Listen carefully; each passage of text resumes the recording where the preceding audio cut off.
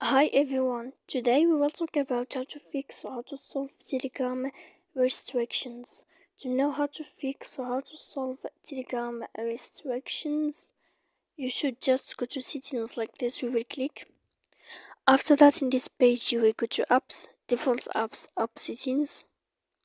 When you will see this list, you will go down to find the application of Telegram and you will enter. Then in this page here, you will go to click for stop. After that, you will enter to storage. When you will see this list, when this page, you will click clear cache, and then you will go to click manage storage. And after all that, you can turn off your phone.